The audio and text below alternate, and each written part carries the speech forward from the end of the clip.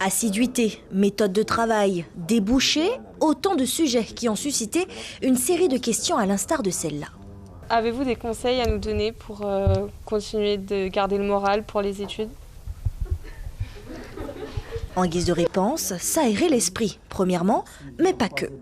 Lorsque vous recevez une mauvaise note, ce n'est pas vous, pour ainsi dire en tant que personne, qui êtes noté, c'est ce devoir, c'est cette performance ponctuelle. Et faire cette différence, arriver à mettre les choses en perspective, ça permet véritablement de relativiser. Le parcours riche de ces anciens élèves a stimulé les membres de cette classe où 9 matières y sont enseignées dans un rythme de travail très intense. Chacun mémorise ce qui lui semble le plus important. Je constate que les profs ont effectivement raison quand ils nous disent que la méthode et le travail rigoureux nous servira plus tard. Par exemple, il faut beaucoup développer le réseau avant de s'engager dans la voie professionnelle. Et visiblement, le message est bien passé pour Elisabeth qui repart avec un nouveau contact. Soraya, cet ancien élève d'Hippocagne, étudie actuellement à Sciences Po Paris. Son souhait en fin de cursus, mettre à profit chez elle ses compétences.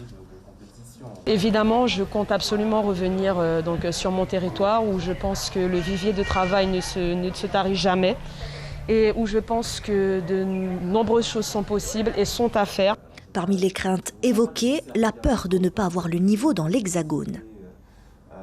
Ça ne m'a pas empêché de réussir un concours que je qualifierais d'hexagonal, d'entrer dans une école nationale. Donc c'est bien que la qualité de l'enseignement qui m'a été prodiguée ici était suffisante, était satisfaisante. Cet échange n'aurait pas eu lieu aujourd'hui si les enseignants ne s'étaient pas battus il y a 2 ans pour sauvegarder cette classe préparatoire d'Hippocagne et de Cagnes. À l'époque, leurs résultats étaient remis en question. Nous avons un catalogue assez conséquent qui montre que tous ceux qui sont sortis de la CPGE littéraire de Félix Éboué ont trouvé une école, ont trouvé un cursus et par la suite ont trouvé un métier, une carrière qui les intéresse. L'année dernière, sur les 10 étudiants, 3 ont réussi des concours d'entrée aux grandes écoles qu'ils ont décidé d'intégrer ou pas.